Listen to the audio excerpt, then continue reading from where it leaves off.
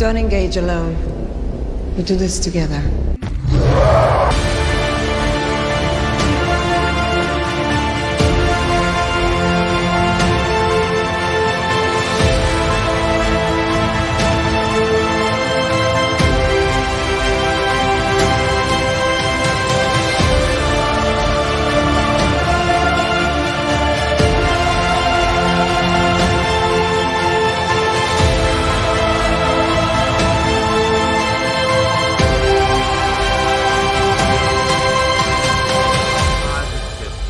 Yeah! We got it! We got You 52 book. it! Somebody clip this one.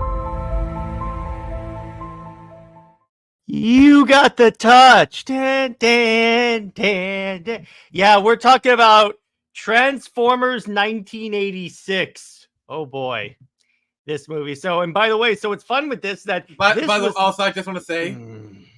Okay, go ahead, Jared. This was Nick's first time watching the movie. So, Nick, how was it? I have questions. Also, I just wanted to note, contrary to what Jared will say, this movie is actually older than me. No, it's not. Nothing's older than you. Okay, this movie came out in 1986. I was born in 87. Suck it, Comics League! No, you were born in 1887. No. I mean, you're wearing the first movie you ever saw on your shirt.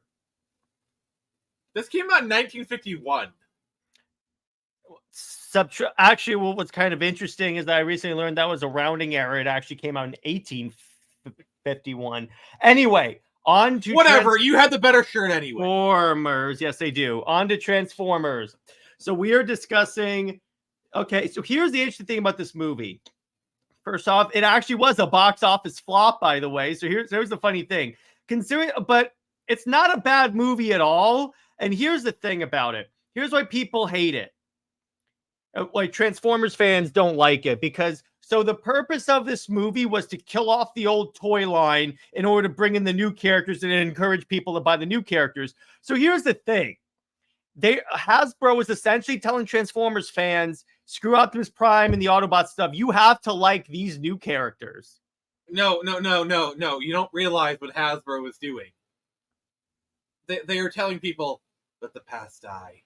Kill it if you have to.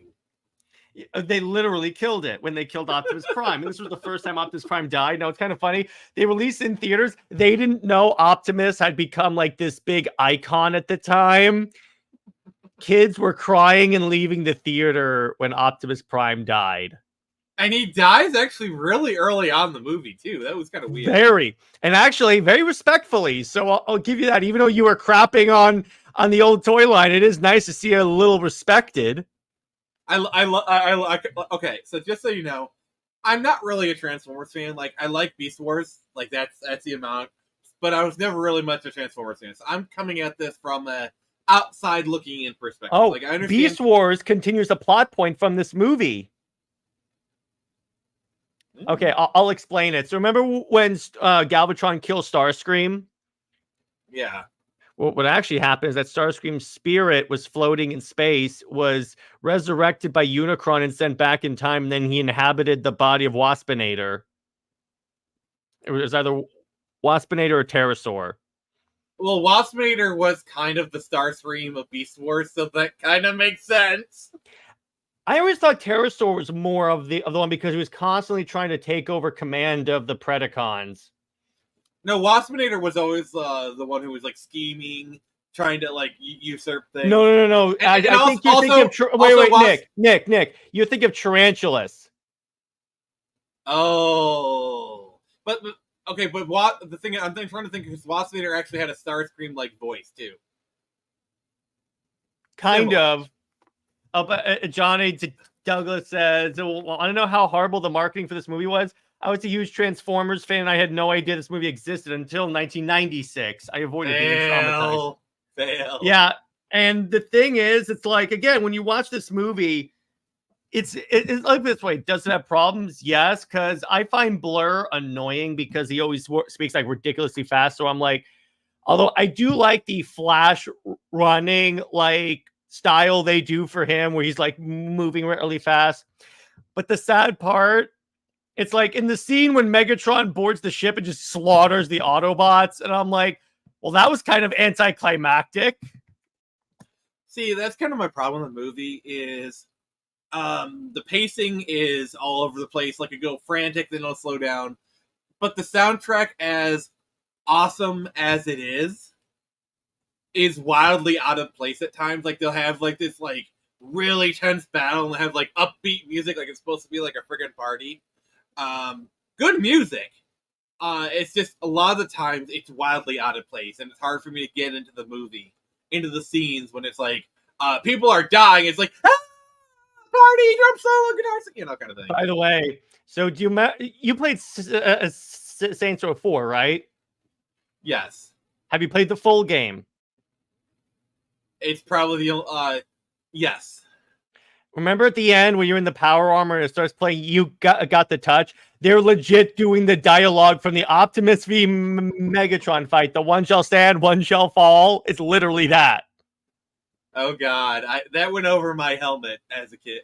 Well, so when I was playing the game for the first time, I heard it immediately, and I'm like, oh, they're doing that now, which works so well. I think it was really funny.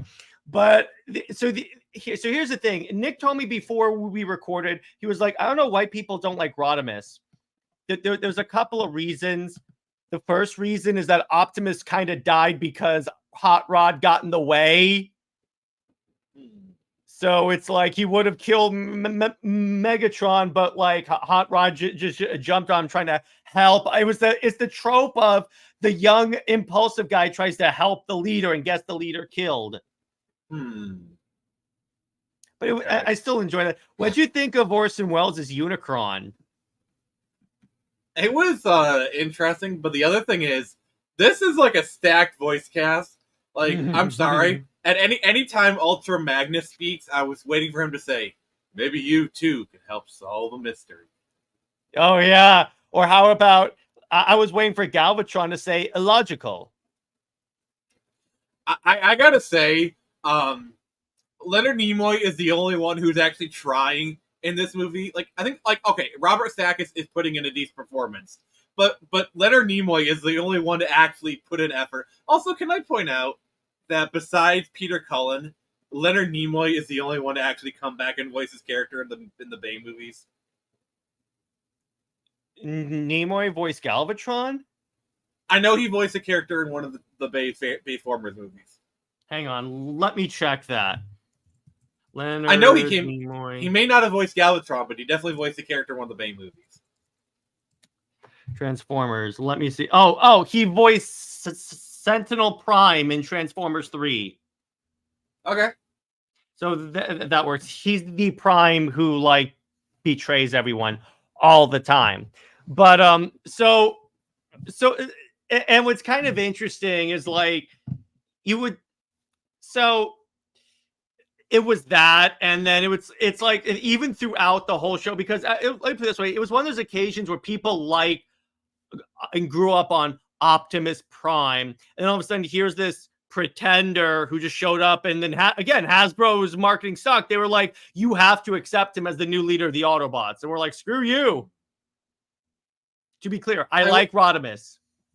I mean, I do think in the movie itself they kind of set it up well, because they had Ultra Magnus you thought was going to be the new leader, and Ultra Magnus actually looks like Optimus Prime a little bit. Mm-hmm. And I gotta say, like, I think Ultra Magnus was a fine leader. He did the best he could. Mm-hmm. But I do like how Rodimus actually got like the heroic moment, and it was kind of like the earned it moment, you know, like, oh, you are pure of heart. Let me pull out this Deus Machina and save you. Oh, and Teladia's here. What's up, Teladia? How are you? Hey, what's up, Mac? I thought you were sick. You weren't going to show up. Before we go any further, go on. No. Go ahead, Teladia. Technically, I'm still ill. I've still got, but man, like I just thought to quickly come in, have a few minutes to quickly talk about the film. Well, quickly. you know, if you're not going to be here that long, we might as well do the announcement now, because you're going to leave. Okay, let me do it. Let me set up. Wait. let me move my mouse to the clip. We're gonna announce this with a clip. All right, hang on. Don't do it yet. Hang on. Okay, I got it, Nick. Go ahead. All right, everybody. So we have announced that we are going to do Horrible Movie October, and we have teased what our first movie is going to be, and we're not going to reveal the other one. We'll reveal the movie we are doing week this to week. Saturday. We're going to review them. So in other words, next week we'll review the next horrible movie. So me and Jared have already picked out the month's movies. Teladia and JJheat do not know. Nobody knows. Some people have guessed in private chat, and you guys are cool. But now it is time to make Teladia hate us. Jared, roll that clip. Say it.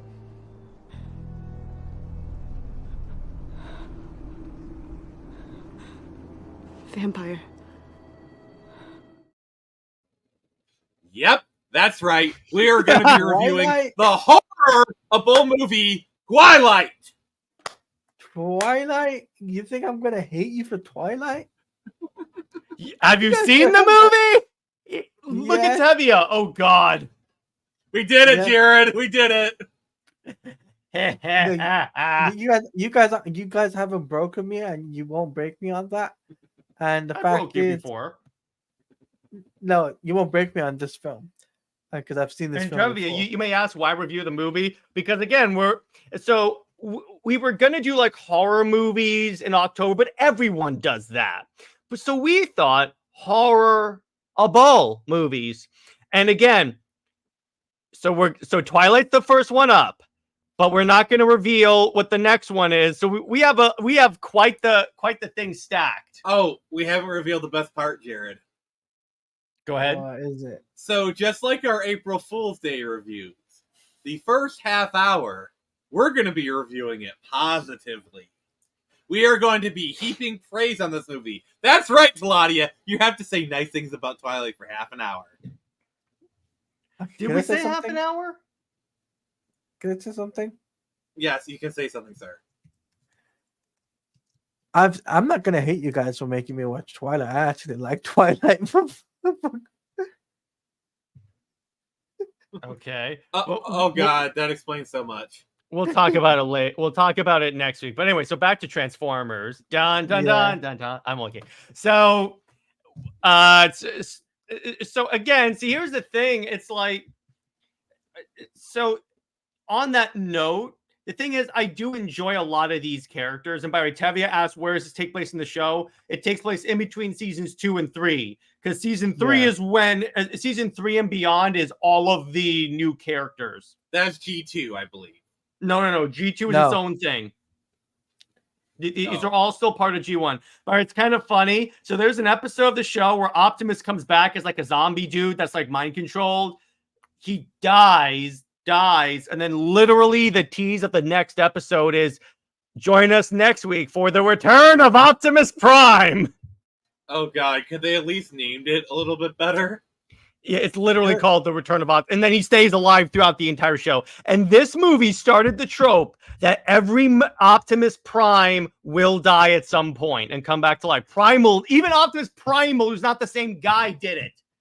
Yeah, I so wish I'd sent you my Beast Wars clips of, well, that's just Prime. Oh my Yeah, God. exactly. So now, Teladia, what's like Yeah. your experience with this movie? So I can tell you straight up, I really loved the film.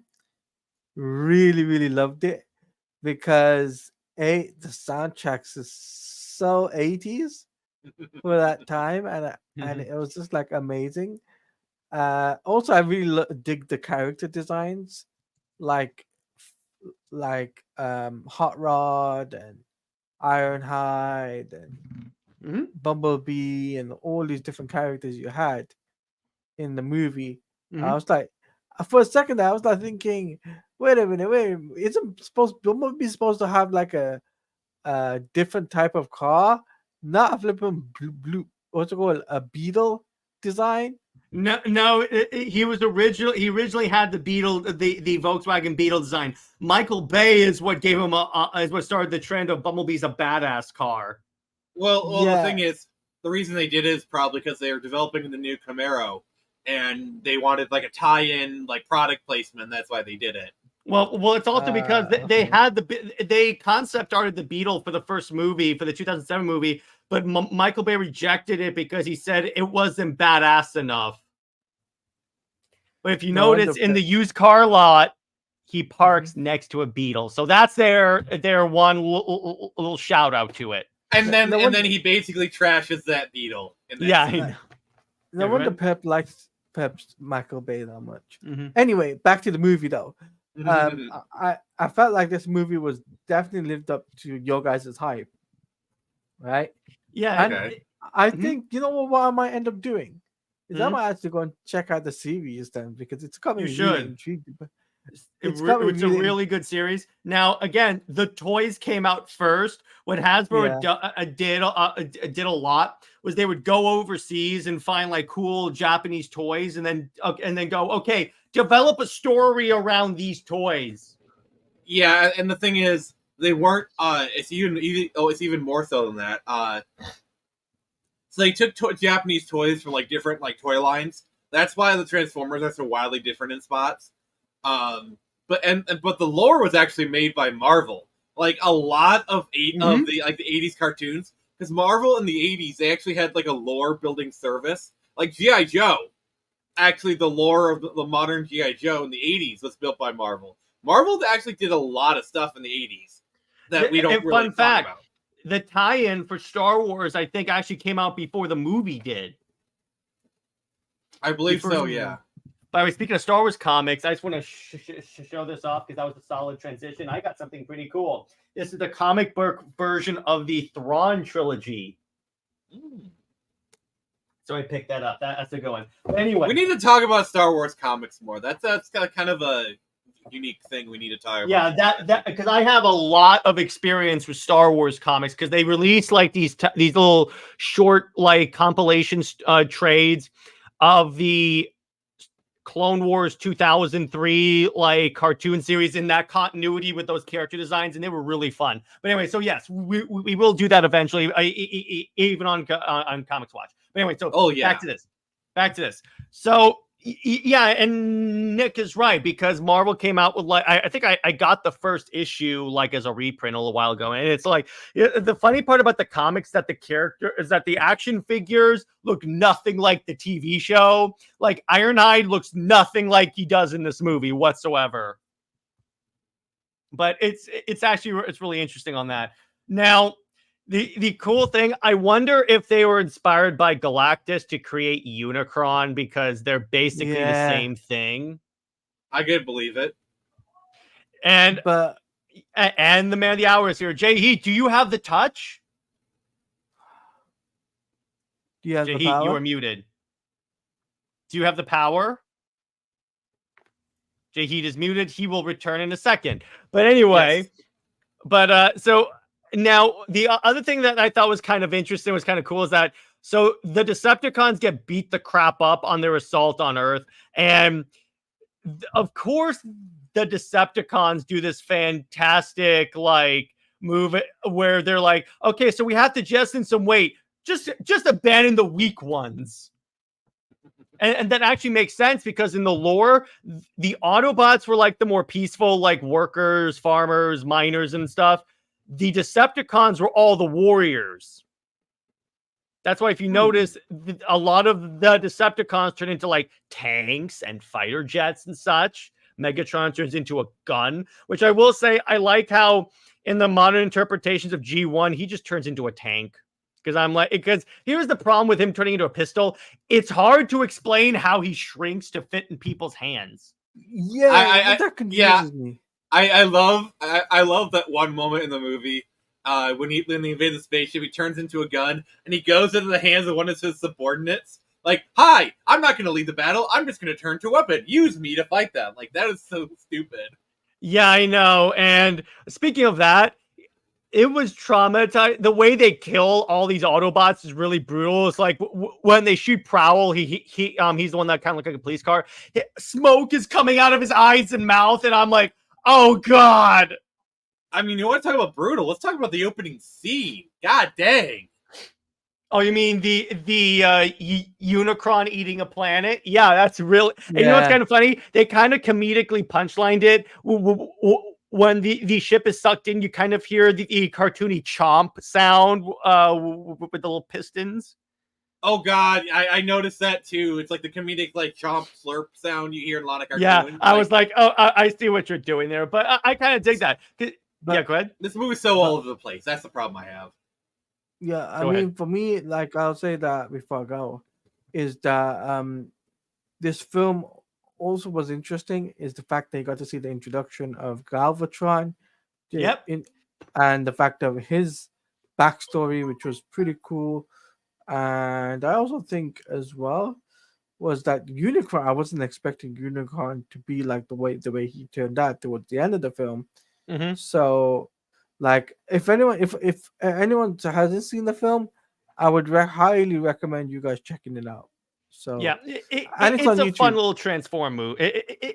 It's an enjoyable movie, is what I'll tell you there. I'll just say I don't think people realize just how big of a getting Orson Welles to voice your character was back then. Like that was huge. Yeah. Yeah. You know what he said once after he recorded his lines, someone asked him, so what you do at work today? He goes, well, I recorded where I was a robot and I did stuff and I ate a planet apparently. Yeah. Orson Welles in his twilight years just did not give a crap. Mm-hmm. Well, guys, they probably paid it. Also, from what I hear, Hasbro paid him in candy bars. So I'm sure. So Teladia, you have to run. Yep. So I will talk to you guys later, and guys, make sure you like, subscribe, and share the stream. Okay. So, see you later. Now, see you later. JJheat. Wait, I have a question for JJheat. Wait. First, he hasn't seen the reveal yet. I was just about to bring that up. So JJheat, this is the movie that we are reviewing on Saturday. And note that the way this is going to work, we're doing this like April Fool's rules, where we first have to positively review the movie. You ready? Here's the movie that we're reviewing next week. Say it.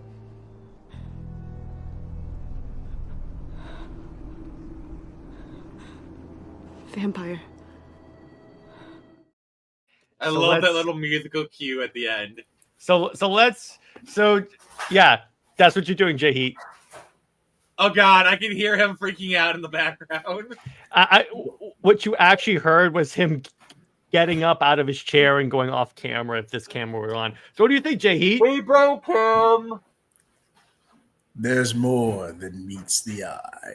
No, I mean, what do you think of the fact that we're going to positively review Twilight for a half hour and then bash it?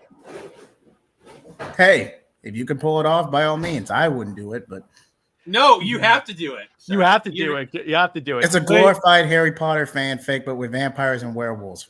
I mean, anyway.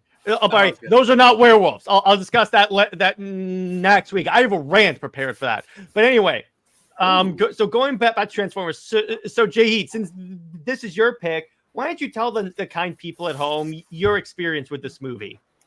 Like I said with this movie, like I said in the previous chat, this is not only peak Gen 1, but arguably one of the best movies in the franchise. This movie, first of all, this had no bit. If you really think this is a kid's movie, I believe you, it is not. Especially for the time frame when this movie came out, it is dark. Yeah, and you know it's kind of funny. Now, what's kind of interesting is that now people say Transformers 1 is the best Transformers movie, which I've been hearing people say it's bad. I've been hearing people say Transformers 1 is bad. Like, people are asking for Michael Bay to come back. Like, that's what I've been hearing on Twitter.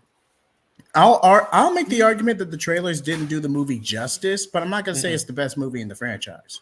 I'm going to say that. Anyway, continuing on. It's definitely one of... I would say Transformers is definitely one of the movies of all time. Yeah, exactly. Type says, speaking of Transformers, that reminds me, didn't this movie introduce the quintessons were technically the creator? Yeah. So they established in the lore that Nick, those like tentacle characters that have the multi-heads, those created the Transformers. Huh. And they were forced off of Cybertron. So they kind of established it. I like how with the quintessons, when you're declared innocent, that's the death sentence. I love that. That is really funny with that.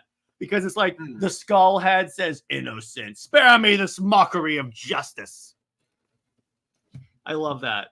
But by the way, I also like the scene when Galvatron shows back up at Starscream's like crowning, and he goes, "Coronation Starscream, this is bad comedy." And it's become a regular trope with the franchise that whenever Megatron comes back to life and Starscream tries to take over, Megatron shows up and says that. I love that. So let's go around. So Nick, what were a few of your favorite scenes? Probably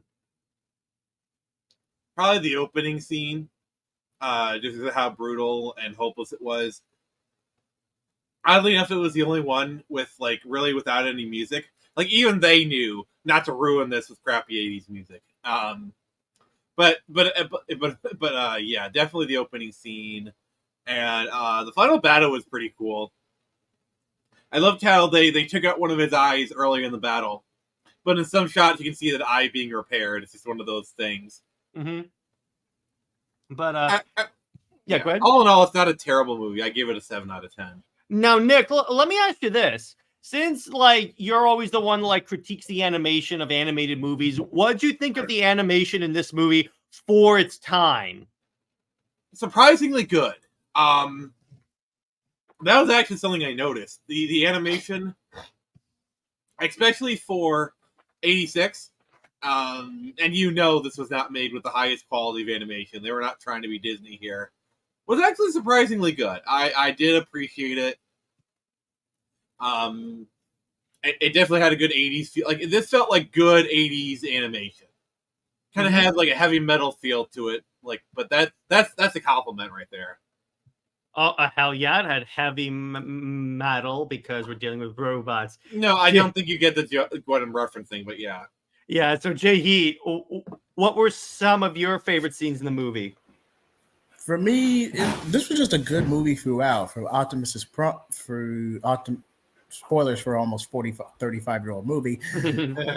But Optimus Prime's death scene, the impact. I was never really a fan of the humans or audience surrogate characters. I was just never a big fan of that trope.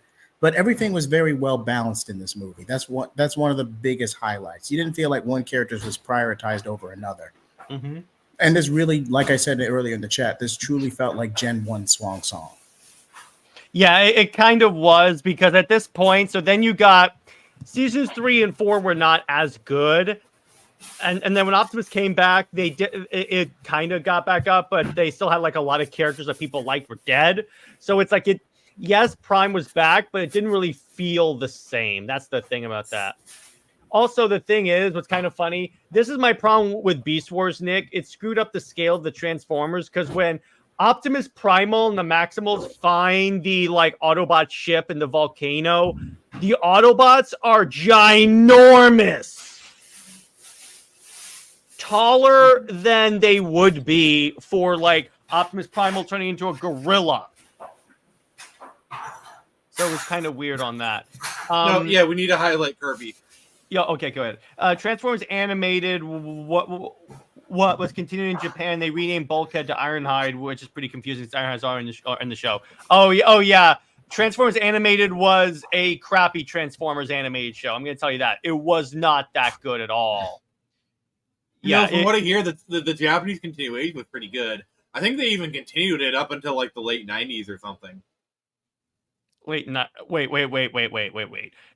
He's talking about. He's not talking about the G1 show. Transformers Animated was its own show from 2007 to about 2009, I think. Yeah, exactly. But I have been told the sub was better.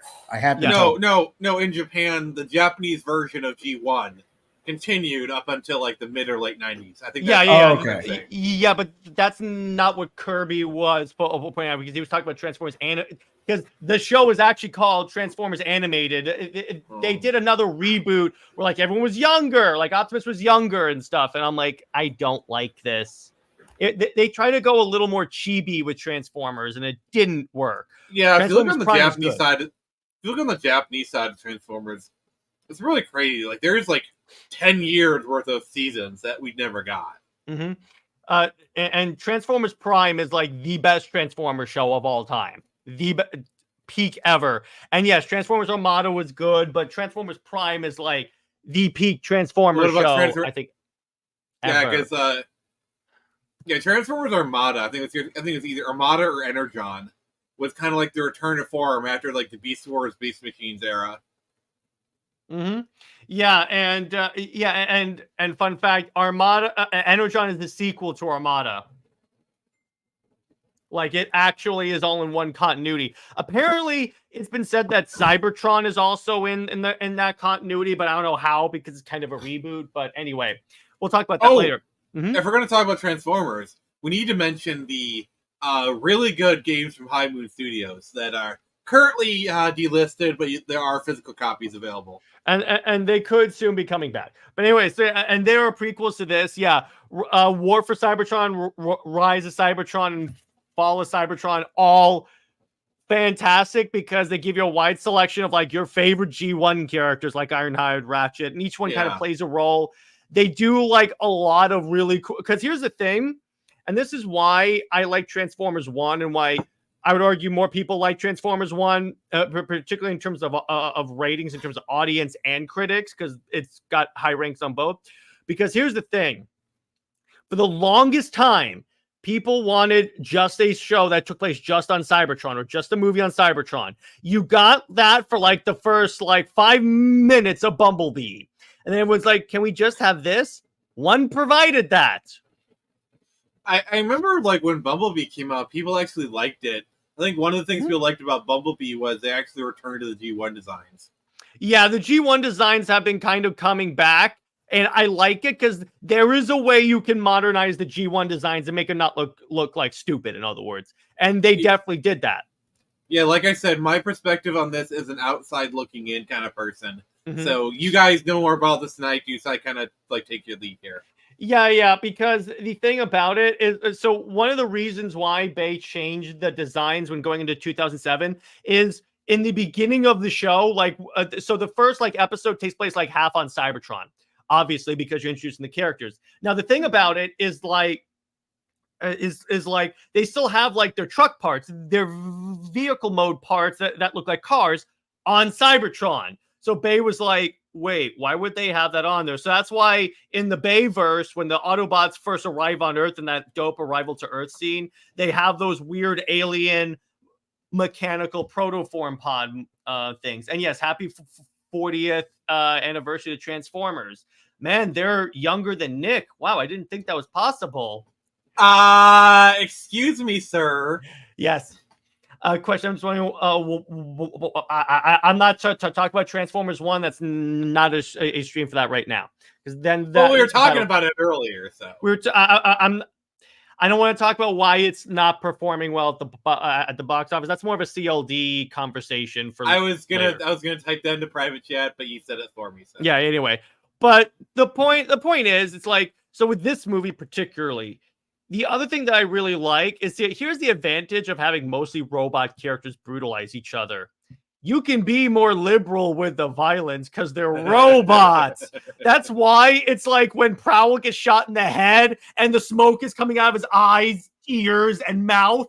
It's like, yeah, you can have the arms being torn off. I'm like, yeah, that's why most of the characters are robots, because they can get around all that stuff.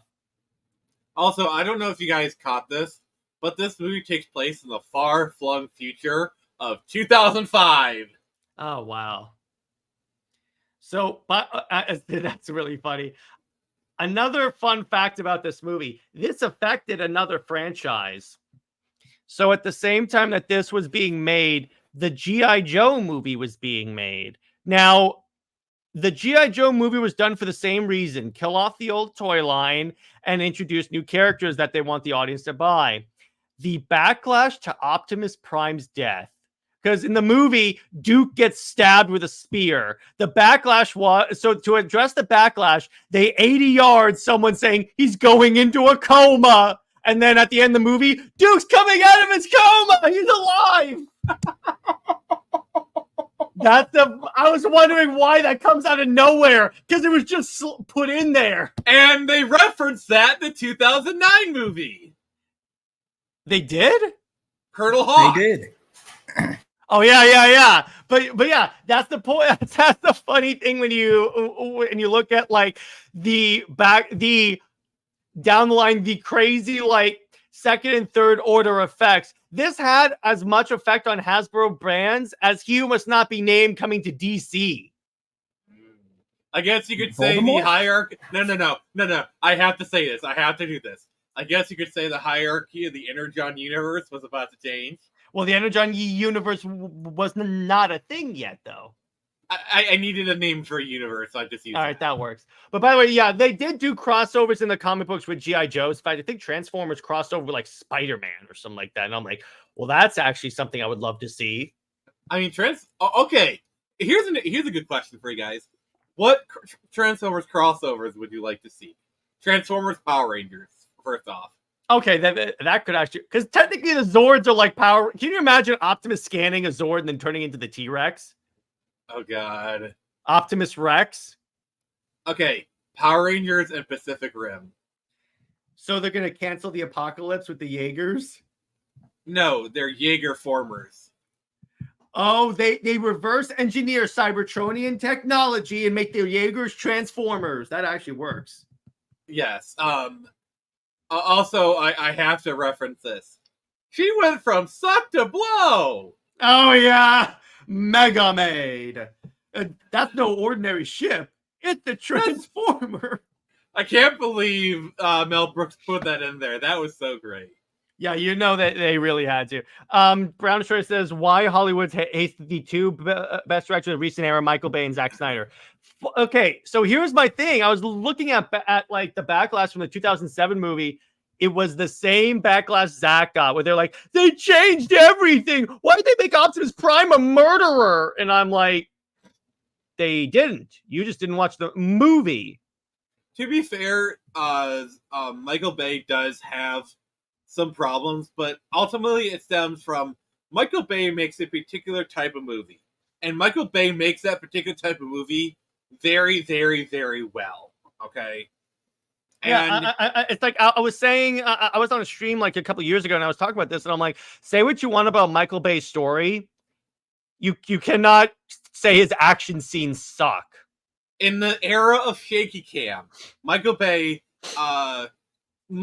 action scenes, they're always clear. Like, there's explosions going everywhere, but you always know what's going on. You always know, okay, here's the goal, what they're trying to do. Here's what everyone's trying to do. Like, he always makes sure that people know what's going on. And I in the era of shaky cam, that was a blessing. Well, and you know what's kind of interesting? The CGI of the 2007 Transformers movie actually holds up very well. Yes, we're ignoring the Bay vs. TMNT movies, but yeah. But when you look at like the Transformers in the 2007 movie, it's the same thing I always say about the first Iron Man movie. It looks like it was made today, only with people that cared. I just want to say this about the Michael Bay turtles. Making them aliens was so pointless. I'm sorry. Well, no. They weren't aliens. They just look like aliens. Because no, they're not aliens. That's just the way they looked when they were exposed to the ooze. They never made them aliens. Then what was that whole thing about them being aliens? That was someone's conjecturing. That was the news conjecturing that they're aliens. They're not aliens.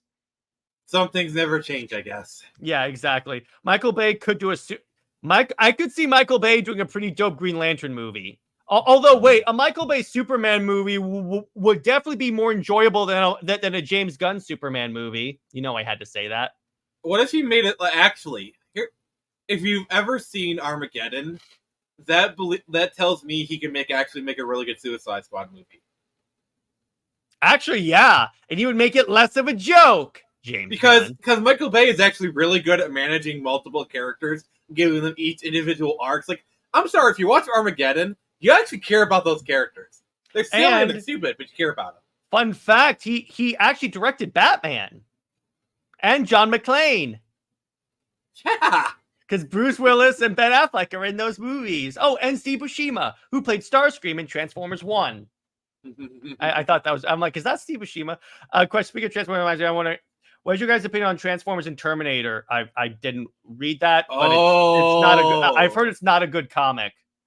Okay, what about Transformers and RoboCop? His like consciousness gets downloaded into like Megatron because he turns into like a gun, or Prowl because he's a police car. Oh, Jared. By the way, at one point, we need to review Terminator and RoboCop comics, as well as the Alien vs Predator comics. We can do Alien. Definitely do it. I would love to do the Alien comics because I've always wanted to review those. 110%. Brown's question. I never understood DC's obsession with the Suicide Squad. You know what I think it is? DC wanted to have their version of the Dirty Dozen because that, or actually, I know what it is. Guardians. Yeah. Exactly. Guardians was a huge success for Marvel, so DC was like, "Quick, what's our Guardians?" But they forgot about what made Guardians work. Because Guardians, yes, it has like a lot of infantile humor, but and this is important when we're talking about the Air Suicide Squad, they supported the director. That's key. And B, I always felt Guardians didn't rely on the crude humor. That's why I hated James Gunn's Suicide Squad, because that one relied heavily on the humor. And I'm like, just do what you did with Guardians. I know you know how to do this well. Yeah, because that's the thing. Like every time someone brings up, oh, James Gunn is doing something. Look at Guardians. He did Guardians. It is becoming increasingly obvious that Guardians is the exception rather than the rule to James Gunn stuff. Because it's very clear that he cared about Guardians, and he cared to make a good story with, like... Because the thing about honestly, I think James Gunn could have done Fantastic Four. Yes! Like the way he had done Guardians, the way, like, the family aspect, he could have done a good Fantastic Four movie. I even think he could have done a good Bat Family movie. Because the family aspect.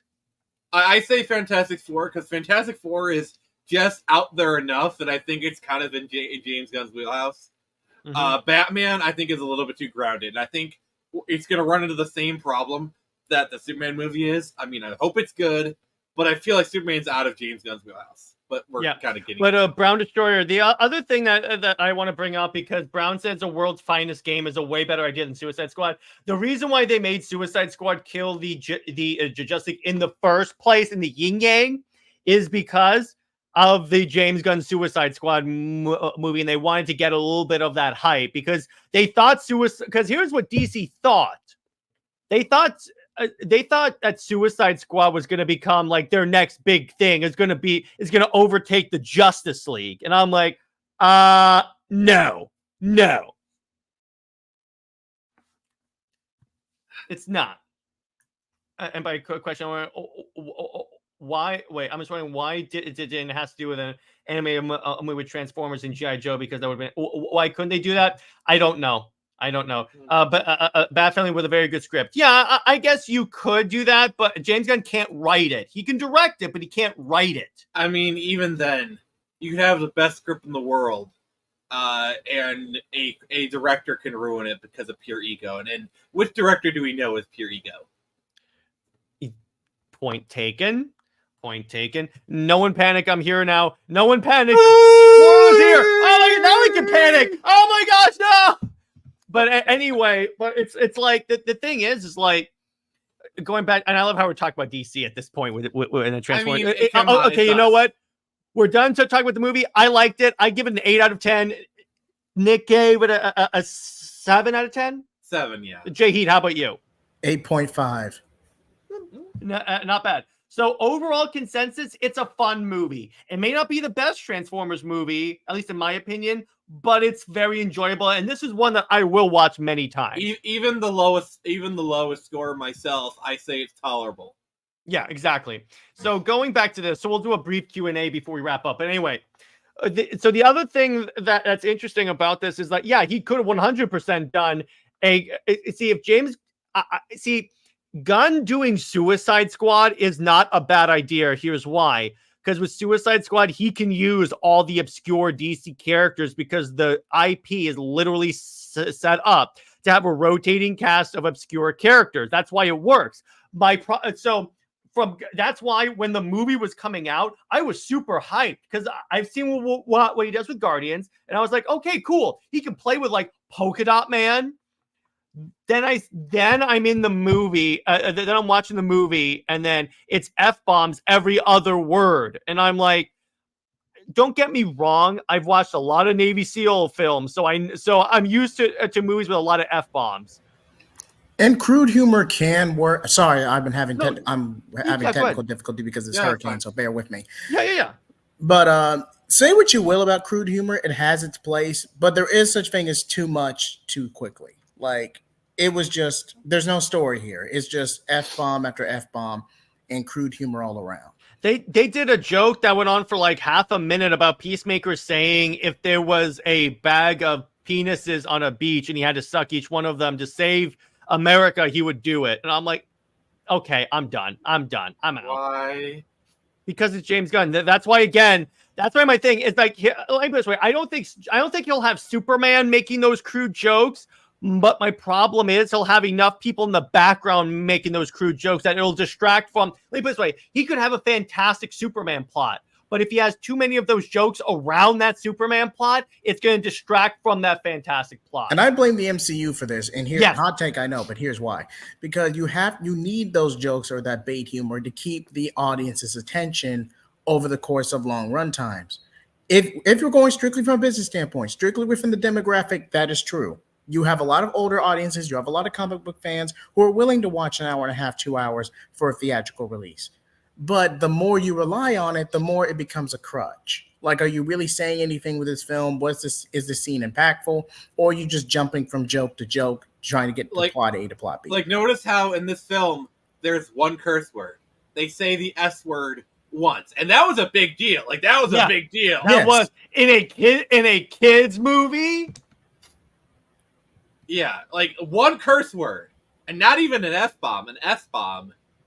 That it's just how crazy, crazy times have changed. I'm sure there were parent groups that were talking about it. Quarrel they were pissed. Well, the good script and someone to tell him no, Gunn could do a great JLI. Yeah, exactly. You need someone to tell him no. That's why my problem is according to Gunn, there is no one to tell him no. So I'm like, well, that's very concerning. I think we need to accept the reason the Guardians movie are so good. It's because he did have someone to tell him no. That person was Kevin Feige. Because we all know that Kevin Feige is the overlord. And if Kevin Feige says, okay, you need to cut this out, that's why the Guardians movie are so good, is because Kevin Feige was there to sand off all the edges. That's why I would have respected Gunn if when he came into the job as the DC executive, he says, I'm not going to direct any of the movies. I'm not going to be involved in the creative and writing any of the movies or directing them, because I think it's a conflict of interest if the guy that signs off on making these movies is the one that can also make those movies, because it's straight up because an insider told Britt that he pitched a lot of DC projects to WB back in the day, and they said no. And then as soon as he became the head of DC, he just greenlit all those projects. That is, see, in any other industry, that would be cause for firing. That is, I don't know the term for it. It's either conflict of interest. Conflict of interest, but it's not good. It's not good. That's why, that's why I don't respect him currently, because. I would have respected if he said, I'm still going to do it because what they could use Gunn for, which I thought they were going to use it for, is to direct what's the overall story for the DCU. What one story are these films saying? Then what you do is he can even say, okay, I think this individual would make a great Superman movie. I know Zach would make a fantastic Justice League movie if only he had done that before. But the point is, if he had said, I'm not going to take a in the trenches creative role on this, I would have said, wow, you know what? I respect him even more. Speaking of Zach and James Gunn, can we give him an ounce of credit for his the tweet he made recently? Yeah, because he was tweeting about he lost a friend to alcoholism, and you know what? And by the way, someone on Twitter made a very offensive joke about that, and someone tried to blame Snyder fans, and then Gunn, to his credit, I'm going to tell you this. He goes, "No, it's not Snyder fans. It's one person that may be a fan of Zack, but is very misguided, is probably going through something in their own life." Like okay, as much as we rag on Gunn, and it's deserved, it's equally important we give him credit when he does something right. That's kind of why I wanted to bring this up. So that's why I have still some respect, because whenever anyone had like blasted Gunn stuff and said, well, actually, not blasted. Whenever someone said, "How about the Snyder cultists? Are you getting a lot of heat from them?" He's like, "Actually, no. They've been very like." It's like with Suicide Squad. They're like, have the toxic Snyder fans been out there? He's like, no, that's just the minority of Snyder fans. The majority of them have been actually very supportive. I honestly think, and I'm not going to speak for all Snyder fans here, but I think the mood of the Superman Legacy is cautious, optimistic at best. At worst, they're worried, but they don't want to write off stuff. That's just what I feel. The thing is like the Snyder fandom got pissed because WB just said, "Okay, so we're going to throw your stuff in the trash. We're going to play with you to say Cavill's coming back, and then we're going to throw him to the curb. Now you have to accept just this vision." The Snyder without a conclusion. Because again, if they had given it if they had done like a Kingdom Come movie, or had Zack come back and done like a Justice League Part 2, I would have taken Part 2, truncate the story, and just complete it, and just said, "Okay, so now that that's done, we're going to move on to James Gunn's vision." Most Snyder fans have been like, "Okay, that's fine," because at least you gave it a satisfying conclusion. WB never did. The Flash does not count as a conclusion. It's a fact that reboot at best. And one at a time, guys. worst. Nick was talking first. One at a time. I mean, the fact that you had Aquaman right after, and that's actually the conclusion. Well, it also does not make sense. Again, because originally Aquaman was supposed to come out first, then the Flash, but they had to delay it. But I'm like, no, delay both, because it makes more story sense if the last DCEU movie is the Flash, even though it didn't conclude anything. Yeah, like my thing is, at least James Gunn pays lip service to the Snyder fans. That is more than we got from DC, so it's something. Yeah, at least he's like, no, a lot of these people are very nice. Granted, he's probably just saying that so people won't like blast his stuff, but you know what? That's more than WB gave us. I'll take it. Because remember, WB, when the Snyder Cut came out, the weekend it came out, they were like, "We don't support toxic fans." And I'm like, oh, shut up. Or like the night before the digital version came out, remember that article, like, coincidentally dropped right before the night before about the Snyder bots. Remember that, Jared? And you know what else happened? Around the time the Snyder Cut came out, WB released a trailer on HBO Max for the upscaled version of Justice League. Wow, I didn't even and it was like, that. why are you still doing that? Why is that movie still a thing? Just take it off Max and purge it from. You know what? The same way you cancel Batgirl, do it to that movie. Do you still have the clip I made for you for Jurassic Park? I'm not playing it on this because it does contain cursing, so I'm not going to use that anymore. But it was a funny thing. Anyway, was Agatha successful? I don't think so. Anyway, DC movies would be a success. Would succeed only time when it was actually very good. Yeah, DCU movies. Question: speaking of Transformers and yeah, you could do that anyway. But I need to make your yeah. If you make me a censored version, I'll play it. But anyway, going back to this, it's like again because the way because what happened, Nick, is I imagine it this way.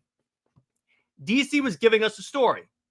Imagine you're playing with a house of cards. You're on a carpet. Somehow you make that work. You almost get to the very top of your house. Then WB comes and pulls the carpet out from under you. That's what they did. Wouldn't you be a little pissed? Yeah. And that's why I always say the fan. Let's go off the assumption that the fan base is toxic. It's all WB's doing. Yeah, that's it.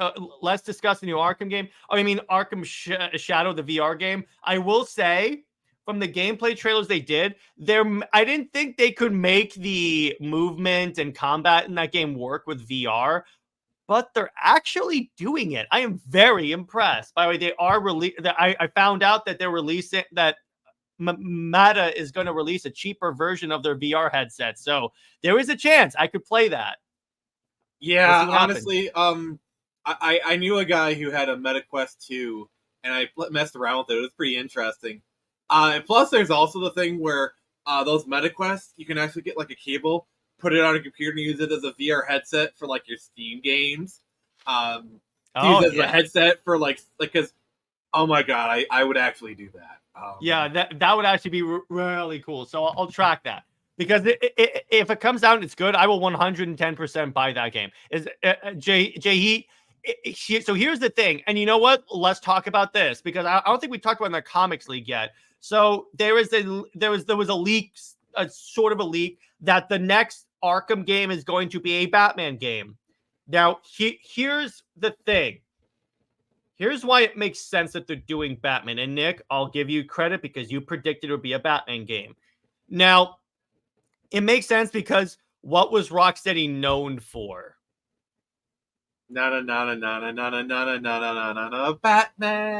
Now, here's the question, though: is it a sequel to Origins or is it a sequel to Suicide Squad?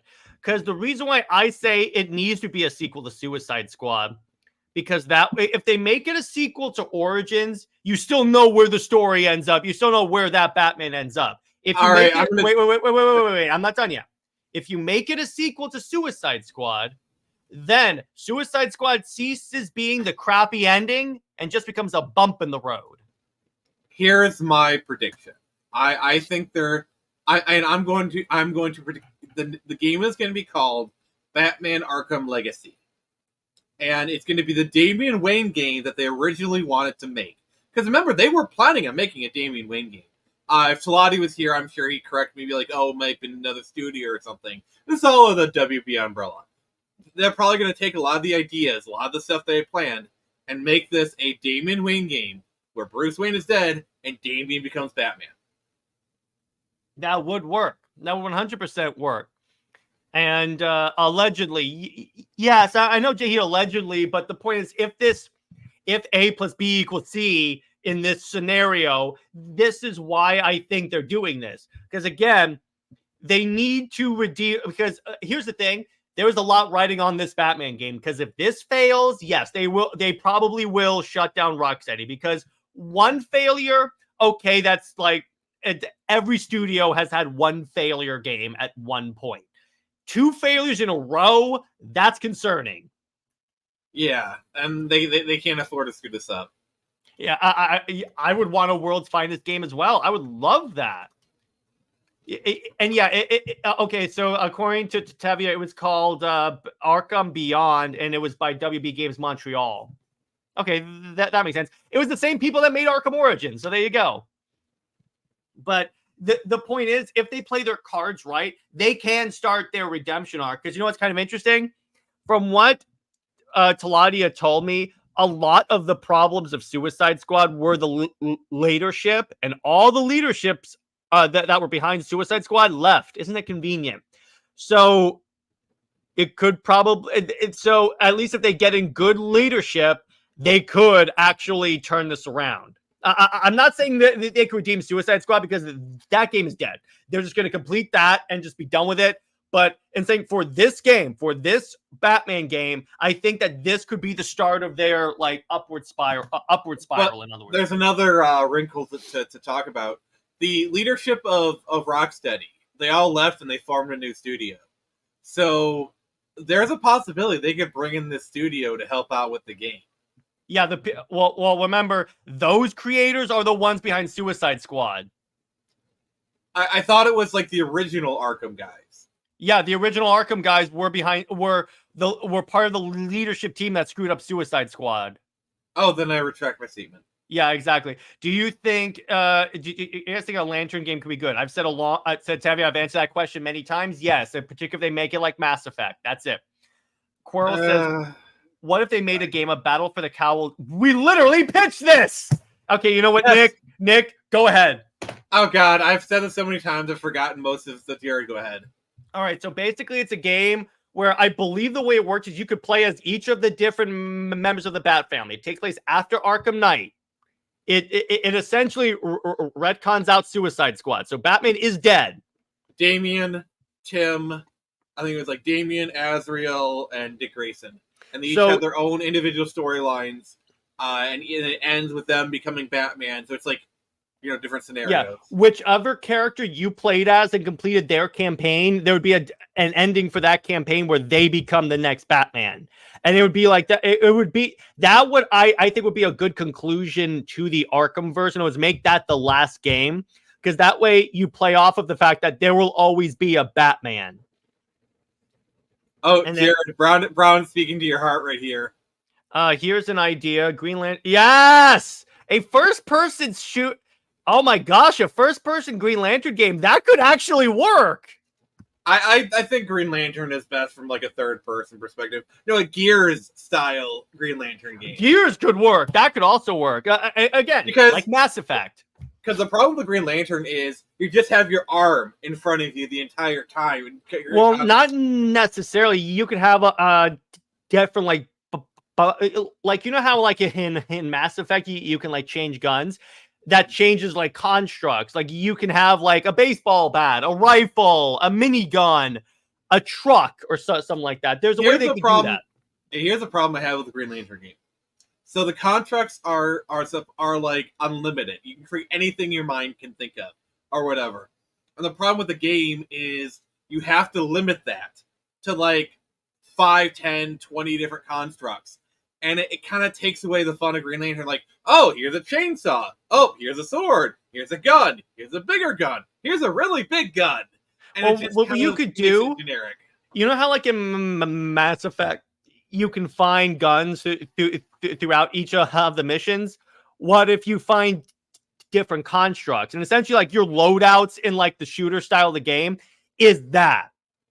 I don't think that's how it works in the Green Lantern thing. It's not, but that's a way that you can like game mechanic it. Like maybe the ring is damaged and you're finding parts for the ring that keep unlocking constructs. I don't know. It doesn't feel like a Green Lantern game. It feels like you're putting a Green Lantern skin onto a different game. That's true, exactly. So similar to Gotham Knights, but better. Yeah. So Nick and I, in fact, did a better version of Gotham Knights. Okay, this might be kind of wild, but if there is one game where I think you could kind of adapt it, I'd say Anthem. That was basically an Iron Man game, except no. Yeah, but make it a Green. Oh God! Imagine if BioWare had actually made an Iron Man game with the Anthem tech. Oh God, yes. Because here's the problem. Here's the thing about Anthem. The game is crappy. I'll give you that. The gameplay is actually kind of fun. Like the flying is really nice. I was getting to that. The story is kind of generic. The gameplay and the feeling of being a dude in a mech suit actually works. That proves you can make a good Iron Man game. Like the flying is spectacular. It's probably some of the best flying I've done in video games. The on the ground gunplay is a bit generic, but it does the job and it's relatively fun. How about you write something as construct and it emerges as a construct? Game mechanics is AI powered. I mean, sure, in about 5 to 10 years, maybe that could work. If the technology is there, you could do that. But the problem is that, and I think I agree with Nick, to do a proper Green Lantern game, the technology kind of isn't there to do it justice. Pun intended. What you can do is you could now you could have Green Lantern be playable in a Justice League game because that way you can limit what he does to like other characters. Yes, exactly. You know that would be a TikTok video, Nick. I put something in private chat because like he was talking about somebody writing stuff and knowing how people are and knowing people's obsession with certain body parts, they would just type out blob. Nick, you're just going to get us demonetized. Yeah. A question. Any opinion? Well, we're not. That's kind we're of not talking off about topic, Tevye. That's not a Marvel or DC game. Next topic, please. Next topic, please. But so now the other thing is like, here's the interesting thing. It's like when you look at the Avengers game, let's talk about that, because that has the bare bones to make a good Justice League game. Now wait, the other stuff of the game is crappy, like the monetization and all that stuff. The story's somewhat weak because it focuses too much on Kamala Khan. And Nick, this is the annoying Kamala Khan, not the one from the show. You know what's crazy? I actually did buy that game before it got delisted for $4, and it's been sitting in my Steam, and I have never actually played it. That's a good idea for a stream. Well, if I do that, you actually have to be there the entire time. That's the only way I'm doing it. We'll see. If you didn't stream for 4 hours, maybe I would do that. But anyway, but I want the watch hours. I want all the watch hours. Yeah, but sometimes people won't stick around for the watch hours. That's it. That's the trick about YouTube accumulating watch hours, is that if you intentionally make your streams long in order to get those watch hours, not everyone's going to watch a 4-hour stream. Which is why Legacy started after I got the watch hours, because I'm like, okay, I don't need to. If people want to watch it, that's fine. I don't need to reach those watch hours. Okay. But anyway, Coral says the Marvel X-Men Ultimate Alliance games are perfect. Yes, if I was going to do a Justice League game, and here's what you call it: Justice League Unlimited. League Heroes.